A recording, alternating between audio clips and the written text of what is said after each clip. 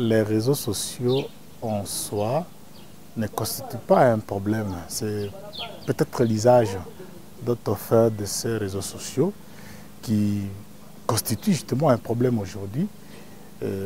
Parce que, comme je l'ai dit au départ, l'utilisation de l'un ou l'autre réseau social, voyez, contribue quand même à mettre les gens en contact permanent et d'échanger sur plusieurs sujets, de réagir instantanément à certaines informations, et ça contribue justement, n'est-ce pas, à la circulation de l'information.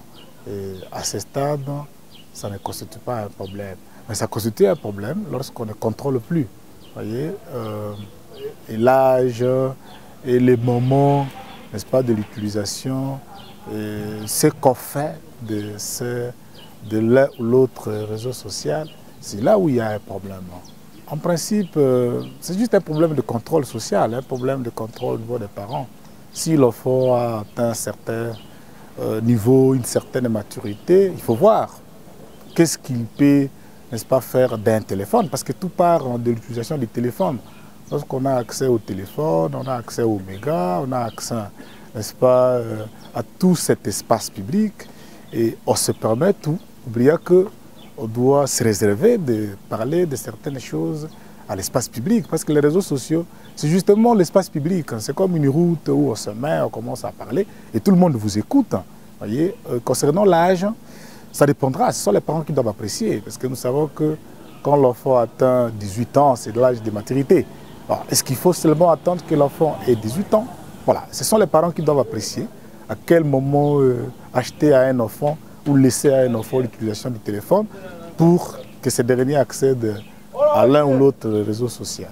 Il y a beaucoup de craintes parce que, vous savez, les enfants sont en contact non seulement avec le monde extérieur, à travers l'école, la route ou les marchés et consoles, mais ils sont aussi en contact à travers l'Internet.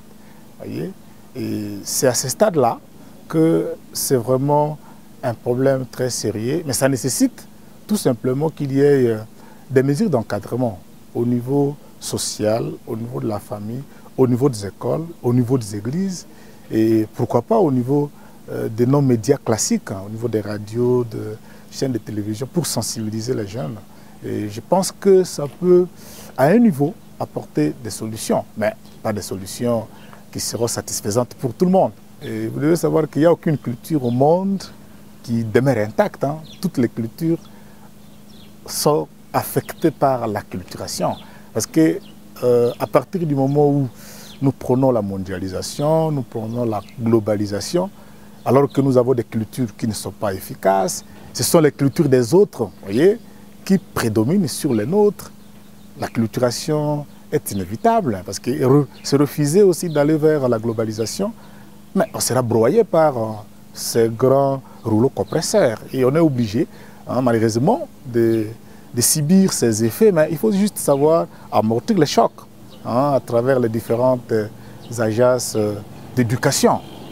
Je crois que toutes les promotions de premier graduat ont le cours d'éducation à la citoyenneté, en dehors d'autres enseignements qui vont dans le sens du civisme. Alors, c'est déjà quelque chose que le gouvernement est en train de faire, mais le problème, c'est de voir est-ce que ce que nous enseignons, n'est-ce pas, façonne les étudiants sur le terrain, façonne les enfants sur le terrain. Au niveau de l'école primaire, je crois, il y a l'éducation civique et morale. Mais est-ce qu'on fait le suivi pour voir que ce qu'on dit aux élèves, ce qu'on dit aux étudiants, produit des effets? C'est peut-être ça le problème. Le gouvernement fait des efforts, peut-être pour mettre sur pied des programmes, mais il faut un suivi. Il faut des structures qui doivent suivre, n'est-ce pas, les implications au niveau de la vie de population liées à tous ces programmes qui sont initiés. Autrefois, l'enfant ou justement l'enfant par rapport à nos traditions ne pouvait pas se permettre de prononcer certaines choses à l'espace public. Sinon, il serait frappé par le mépris social, la désapprobation. Mais aujourd'hui, lorsqu'on se cache derrière le clavier, on sait qu'on n'est pas vu, on utilise les pseudo-identités, on se permet tout. Voyez? Et du coup, il n'y a plus de tabous. Et pourtant, dans nos sociétés, ce sont les tabous qui gèrent, qui caractérisent les normes sociétales. Et je crois que c'est quand même ça le problème. Les conséquences sont multiples.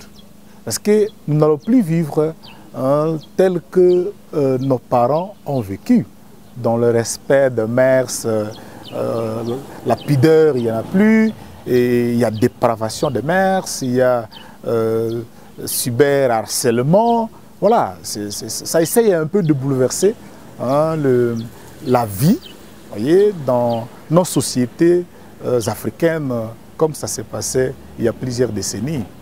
C'est la jeunesse qui est aujourd'hui détruite, même dans les pays les plus organisés. L'utilisation des réseaux sociaux a vraiment un grand impact négatif sur beaucoup de plans. Voyez, ça ne concerne pas seulement l'Afrique, et peut-être au niveau africain, parce que ça vient de faire éruption dans nos habitudes, ça crée justement de la curiosité. Il y a même des enfants qui n'ont pas le temps de travailler à la maison, simplement parce qu'ils ont le temps d'utiliser leur téléphone. Même quand ils sont en train de manger, ils sont à table. C'est peut-être ça qui constitue une particularité pour notre continent, notre pays, la RDC aussi. Il n'y a pas un contrôle. Voyez, au niveau des médias classiques, on a le directeur qui est chargé de la production, de la rédaction et consoles, mais dans les médias dits électroniques, il n'y a pas quelqu'un qui dirige l'orientation des messages.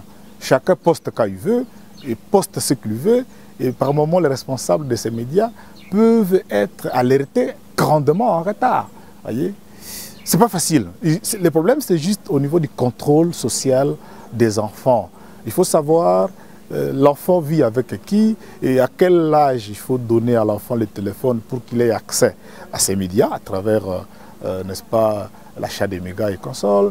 Et il faut aussi voir lorsque l'enfant dort, est-ce que réellement il est en train de dormir. C'est juste le contrôle de tout ça qui peut permettre qu'on essaye d'amortir les chocs, mais pas interdire. Quoi qu'il existe beaucoup de lois déjà, si on mettait seulement en pratique ce que nous apprenons ou ce que nous donnons aux étudiants, ce qu'on enseigne aux élèves, ce serait déjà bon. Au niveau des églises, au niveau de plusieurs associations, on en parle. Mais on aurait dit d'abord commencer à appliquer ça, en attendant qu'on ait d'autres programmes plus élaborés ou des lois au niveau national. C'est un problème de culture. C'est possible lorsqu'on se lance dans la sensibilisation, dans la conscientisation et dans l'explication aux jeunes des méfaits des réseaux sociaux, voyez, et de l'usage abusif des réseaux sociaux. Et lorsqu'on est tous impliqués dans cette démarche de conscientisation, on a espoir. Mais lorsqu'on lâche, voyez, la suite sera catastrophique au bout de quelques années. La responsabilité revient à tout le monde. Je crois que les parents devraient aussi commencer à montrer aux parents les dangers de l'utilisation abusive de ces médias.